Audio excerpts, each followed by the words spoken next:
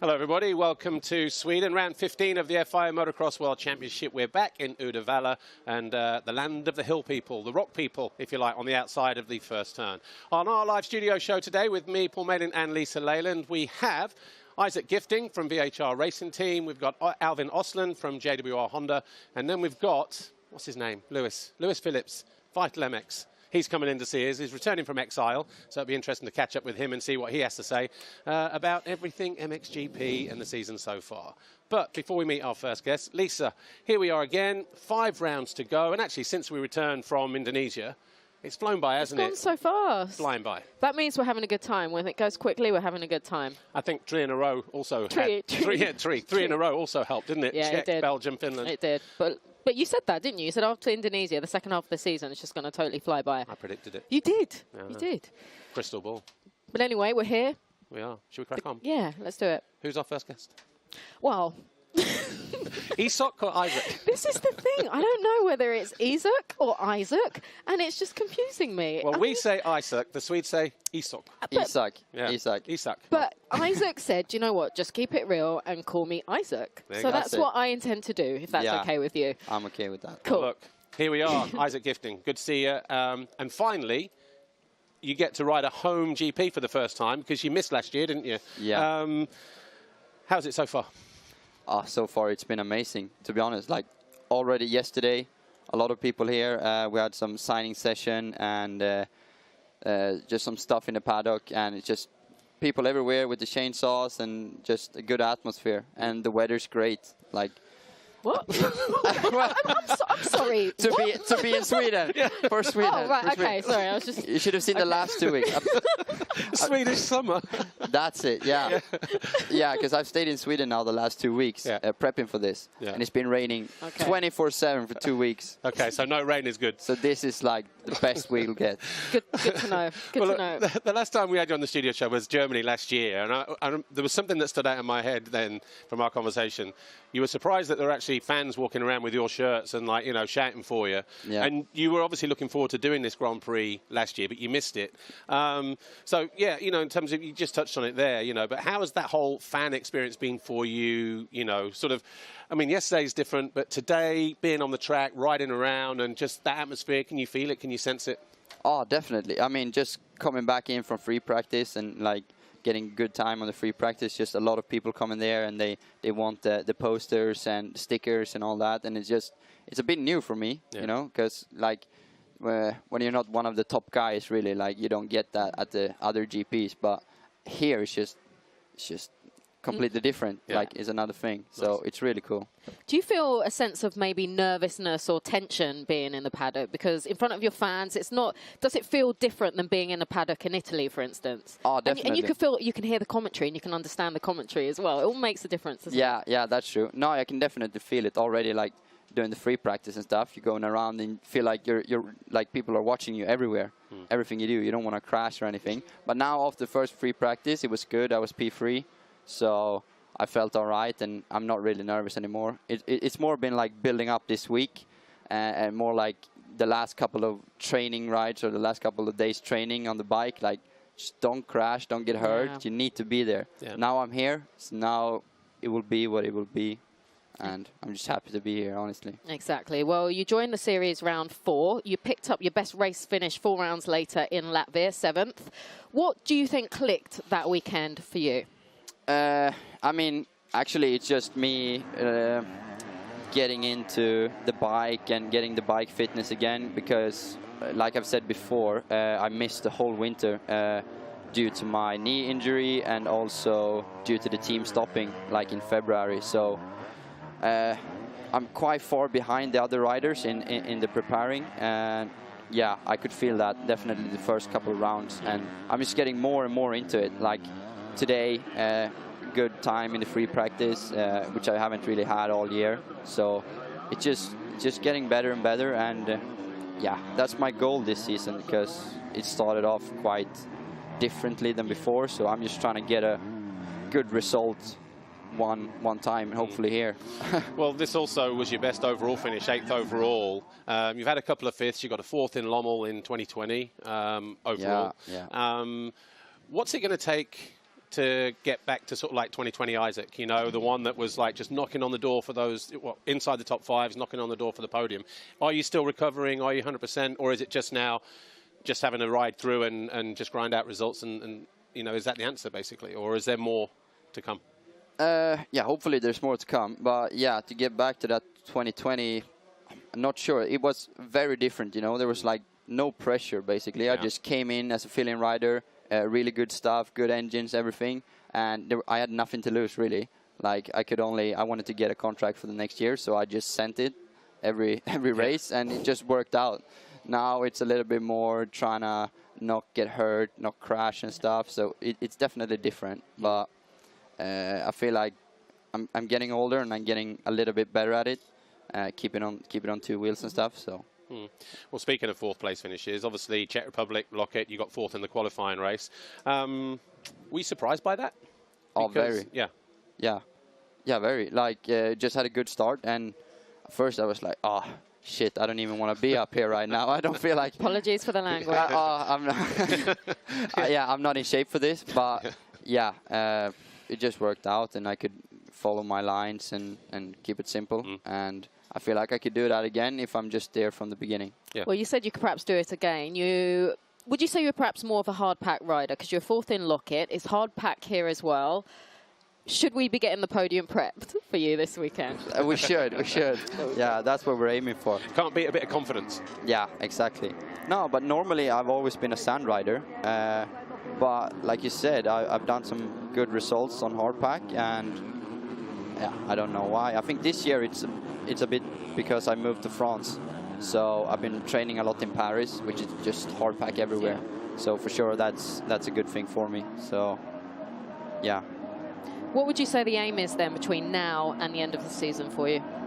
Yeah, I mean, I've always wanted to get a podium. I never had it in MX2. So that's one thing, but I'm trying not to focus on it because I've been quite far off all year now. So it's not really a big thing for me. I just want to do some good results, and mainly I want to have a good weekend here.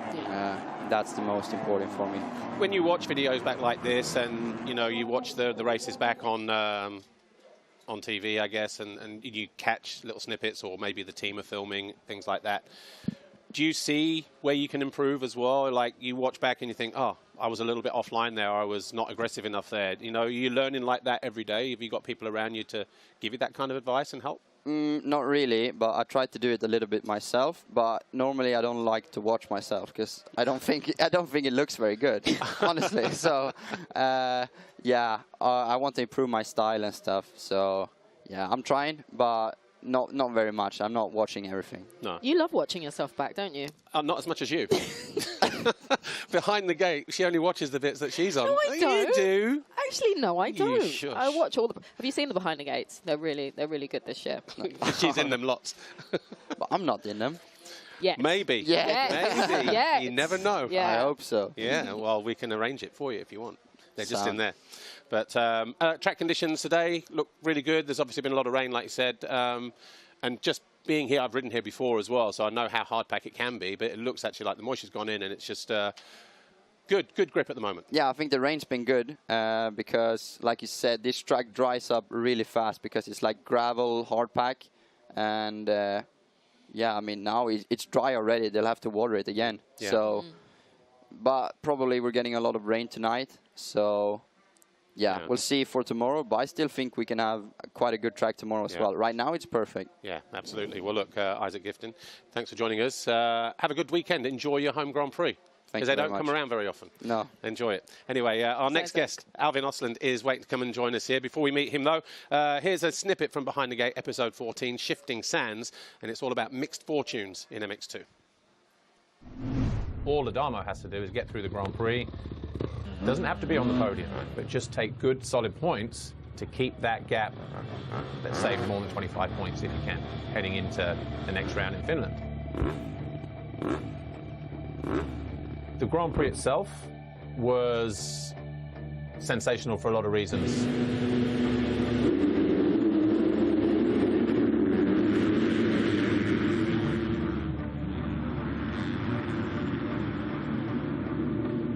Jargo Kietz came away from there having won the qualifying race, and winning both races.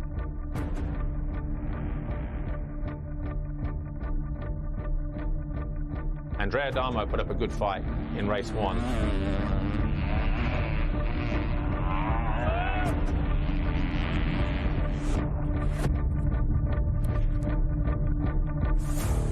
But race 2, the wheels came completely off.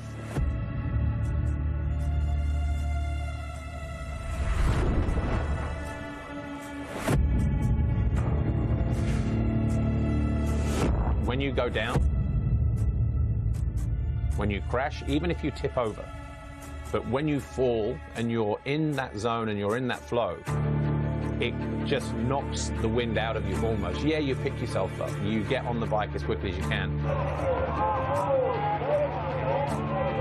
But the focus is gone, the momentum is gone.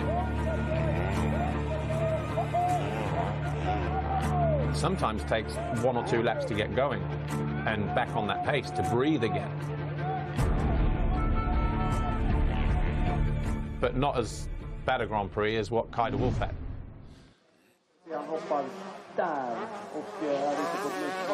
Hello everybody, welcome back to Uddevalla, round 15 of the FI Motocross World Championship, the MXGP of Sweden, with me, Paul Malin and Lisa Leyland on our MXGP TV studio show. Our second guest, and it is like an episode of Sweden's Got Talent this weekend, because we just had Isak Gifting, and now we've got Alvin Ostlund joining us as well, JWR Honda Racing. Alvin, great to see you. As I said, it's our Swedish edition today, round 15. How good does it feel to be back here at home, riding in front of the home fans? Yeah, it feels good, even if it's not my favorite track, but it was really good this morning, actually. It was like more soft than normal and stuff, so I really like it. And it's actually only your 4th home Grand Prix, isn't it, I think? You've not done that many home GPs. No, I don't know really how many, but yeah, maybe 4 or 5, yeah. Yeah. Well, look, obviously it's been a while since we had you on the studio show. 2020, Latvia, when you were still riding in MX2, you were at this big. A lot's changed since then, hasn't it? How's life been in MXGP this last couple of years? Because I know it's not an easy class.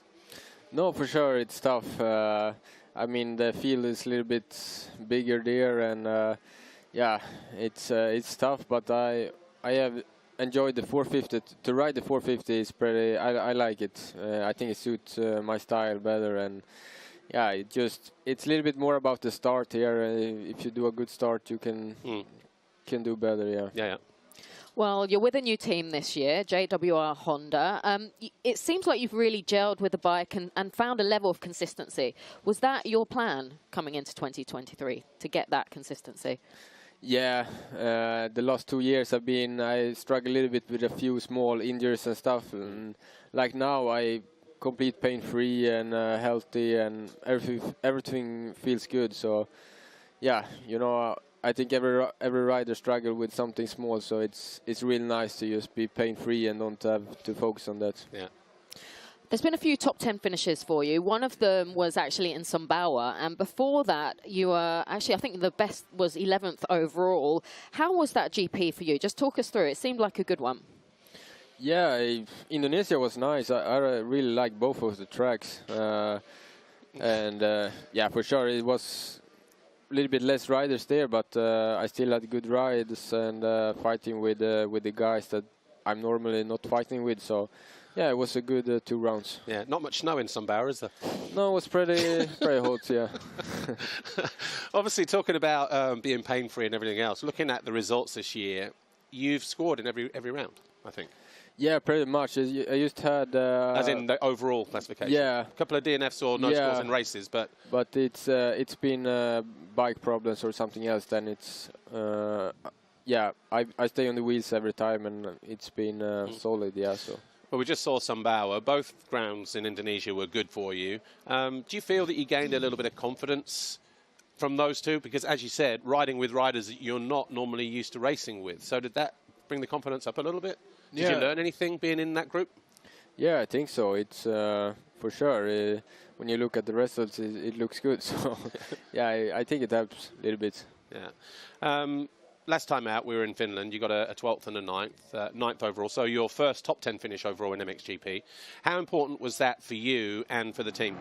I think it was really important, especially for me. like that second motor, I was running 8 until 3 laps to go, I think. Van Horbeck passed me, but yeah, overall it was really good weekend. And like I said yesterday, it's the dirt there is really similar to what I grew up on, and yeah, I just felt good all weekend long. Well, now that you've broken that top 10, what would you say, Alvin, is perhaps the most difficult part about moving from MX2 to MXGP? Because it's not as easy as everyone thinks, is it? Yeah, I think the guys is a little bit more experience, and they are not failing in that of the races. They are there all the way, and like in MX2, sometimes you can gain some positions in the end, but yeah, at the moment it's not like that in more MXGP. physical as well. Yeah. Well, it's a home GP for you this weekend. Is that a big deal for you, or do you look at it as just another race? Are you running anything special, any clothing, helmets? What's happening that's different this weekend for you? Yeah, the team is obviously Swedish, so they try to do some new stickers, and I will also have a Swedish jersey later on. So yeah, that's for sure. It's fun to do something special. Put it this way, they're not red Hondas this weekend, are they? No, it's more like a Suzuki. Swedish flag, so a lot of yellow, a lot of white, a lot of blue. Yeah. Actually looks quite cool. I can't wait for the kit. Is it just a jersey, or are you having a whole kit and helmet to match? It's actually only a jersey. Yeah. Nice. Cool. What result would you be happy with here this weekend? Because I know, having raced home Grand Prix myself, there is a lot of expectation, you know, and obviously if you're a top guy in a championship, whether you're a top 10 guy in a championship, it's the same, because you still want to perform. So what would you be happy with here, and especially with the way that you're riding at the moment? I will focus a lot on the starts, and if I can do a good start, I can fight for the top 10, and that's always the goal for me in at the moment. So yeah. All right, and before we go, obviously, we just had Isak Gifting on a moment ago. He was saying that the rain that they've had here the last couple of weeks really looks like it's done a lot of good for the track, a lot of moisture in the ground. I think he said there was only one corner, you know, 2 corners from the finish line area that was a little bit soft, a little bit wet. But overall, he was impressed with the way that the ground is, even though it is drying very quickly. Yeah. What are your thoughts? Yeah, I ride here a few times, and I think it's the best it ever been. So it's, yeah, like you say, it's more moisture and more soft. So I was actually on the scoop this morning. So wow, yeah, really? Yeah. You told me. It's I was very talking to Paul about. He goes, "No one's going to be running scoops this weekend." Yeah. I didn't think This is what he said. because it gets hard very, very quickly. But you're going to switch now. You're going to switch, aren't you? We see. Doesn't want to give anything away. And how was the atmosphere around the track on the first laps? Because Isak said again it was like really, really good for him, and when he came off the track and stuff. Same for you? Yeah. Nice experience? Yeah, it's super cool. They are all in with the chainsaws and stuff. So yeah, it's really cool. Cool. Well, look, Alvin Ostlund, JDW Honda Racing, enjoy your home Grand Prix this weekend. Normally we don't get the riders on their home Grand Prix, but because we've got 2 of you, you know, in good mood and things like that, thought, why not? Something different. Yeah. Enjoy it. It's nice to be back. No problem. And good to have you back as well. And keep going the way you're going. Thanks, Alvin. No problem.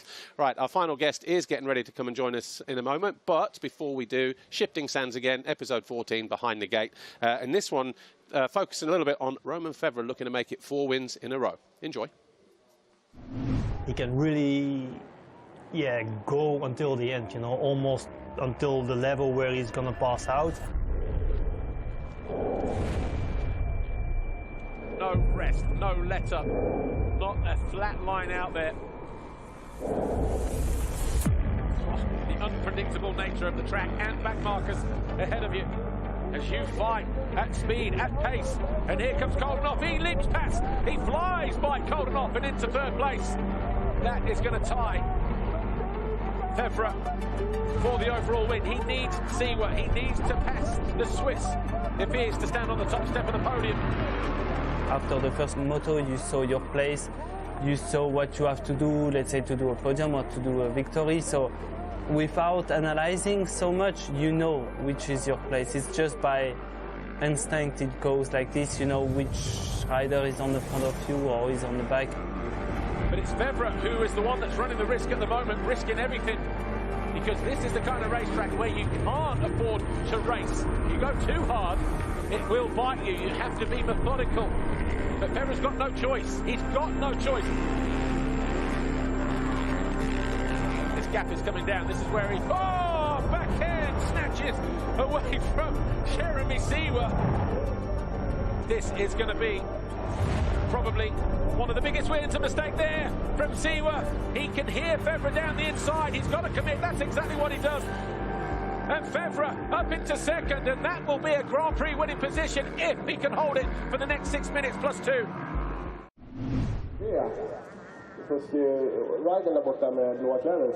Hello everybody, welcome back to our live studio show here on MXGP TV with me, Paul Malin and Lisa Lane. It's round 15, we're in Sweden at Uddevalla, the MXGP of Sweden. Our final guest is joining us now, of course, Lewis Phillips, Fussy Eater and Vital MX journalist and podcaster and all those kind of things. Lewis, good to see you. What an introduction. That was great, yeah. Fussy Eater. We even gave you Fussy Eater on your thing. Yeah. And Vital MX. I feel very special, thank you. Honoured. Oh, no problem. Well, look, you're still here. You're still here. We thought you'd vacated, left and, you know, sort of exiled yourself, but you're back. What is the draw here? Oh, except Motocross the Nations in Europe is obviously the reasons normally I would expect to see you back. Yeah, that's good. I'll be there, don't worry. Well, you know, Jeremy Seewer, he needed me. It was a rocky start. You could tell that me not being here had an impact. Ben Watson, he needed me. Okay. So, like Batman, they put the light in the sky, and here I am. There you go. Simple. Well, obviously life's good, though, yeah, in general. Everything's okay, and you managed... Oh, have you managed to stay out of trouble so far? I have never been in trouble in my life. Okay, that's a good... I'm a model citizen in the There paddock. you go. Perfect. Yep. Over to you, Lisa. Well, Lewis, let's touch on some of the hot topics so far in MXGP. Romain Febvre, 5 in a row. What do you make on his performances? It's interesting because Febvre is obviously a world champion. We know how good he is. But do we appreciate how good he is? I don't know. He's won 1 GP a year for the last 3 years, I think. That doesn't scream excellence, of course.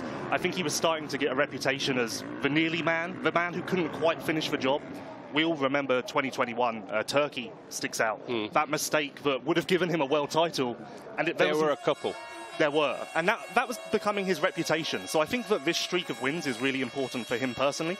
It's important for us. We get to wake up and appreciate him a little more.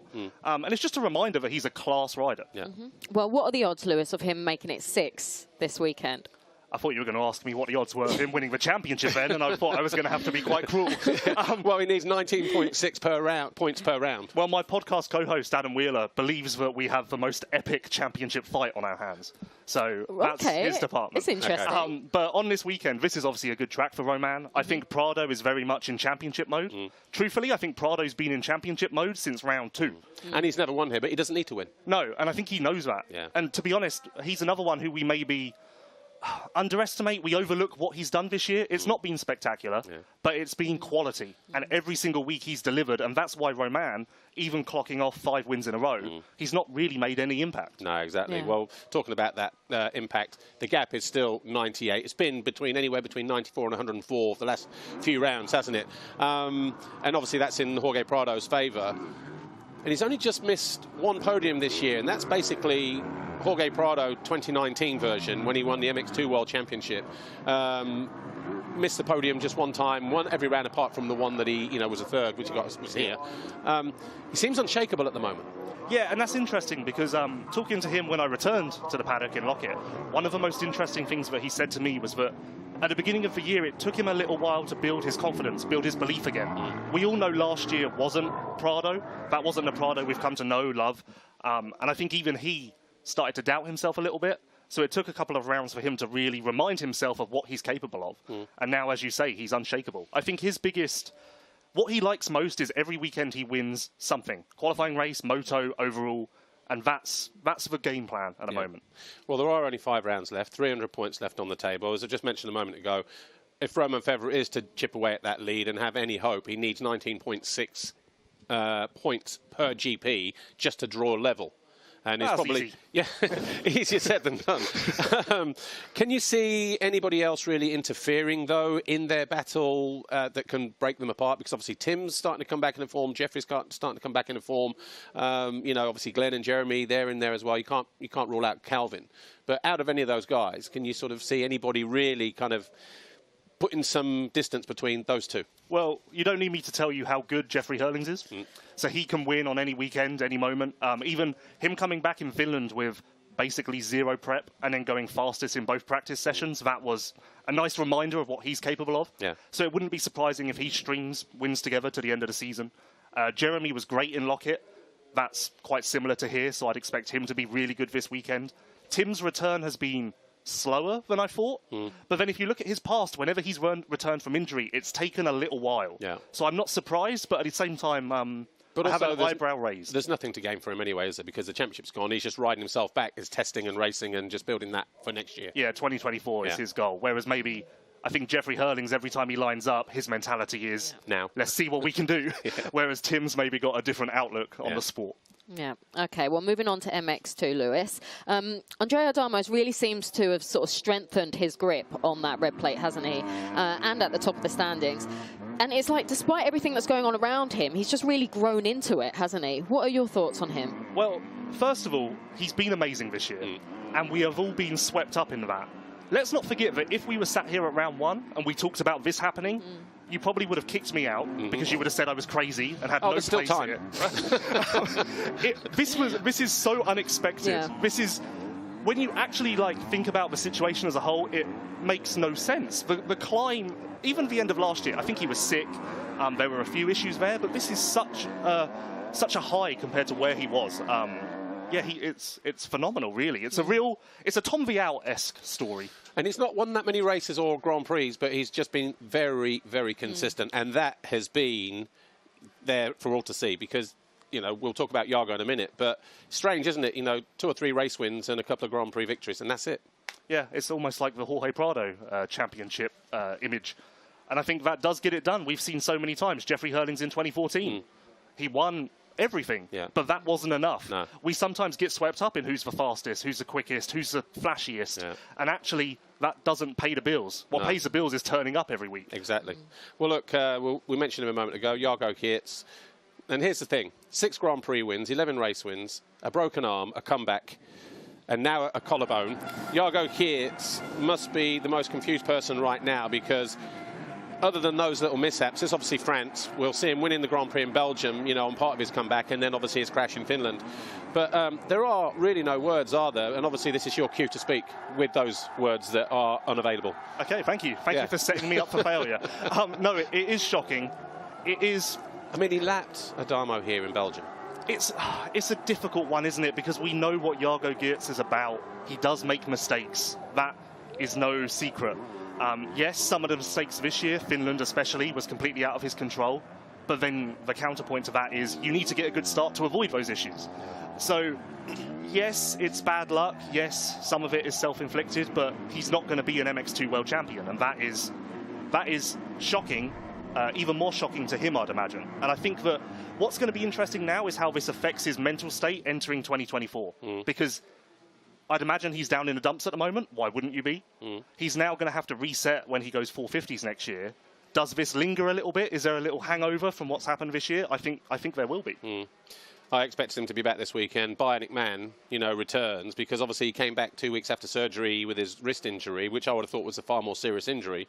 But I don't know if there were complications around the collarbone. But basically, I think he's got to kiss his championship goodbye because I don't think he'll be lining up next week either. Yeah, I think if he had come here and showed up, there would have still been a chance. But like you said, I'm surprised he hasn't come to do 1 lap of free practice and see what happens. Normally, a guy will do whatever they can to make that 1 lap happen. So that tells us something. Yeah, I mean, before we go, obviously, he was talking to Michele Olivetti yesterday, and he said he tried some laps at Genk the other day, and it was just too painful after a few laps. So that was it. That was a decision made. And it's unfortunate because, as you say, he's not going to be MX2 world champion this year. And he's got to look forward somehow to 2024 when he moves into the MXGP class. So that's it. And a much greater challenge lies ahead. But what we saw in America last year at the Motocross of Nations, I don't think he'll be a bad rider on a 450 either. So I think it's not all done and dusted yet. And what we've seen from Renault, we've seen a lot of MX2 guys recently step up and have an impact. So. Yeah, exactly. Well, look, unfortunately, we are out of time. Look, 15 seconds to go. So thank you, Lewis Phillips, for joining us. Enjoy your weekend here. When are you back to America, by the way? I'm doing Arnhem now. Okay. And then I'm leaving. All right. Okay, so we'll see you next week as well. Yes. All right. Well, look, we are out of time. Thanks to Lisa. Thanks to Lewis and our other guests as well. Like I say, Swedish Got Talent with Isak and Alvin. Coming up on the show today, we are back with 125s and 250s. Race 1 just before 3 o'clock is when we're on air. Gate drop at 3. And, of course, the usual Ram qualifying races in MX2 and MXGP. But, as we say, we're out of time. We'll be back with the studio show in a week's time in Arnhem for the MXGP of the Netherlands. So enjoy this weekend, and we'll see you then. Thanks for watching. Bye for now.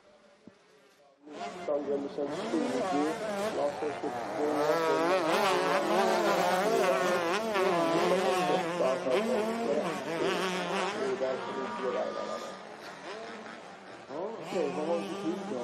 De är stört to go 11.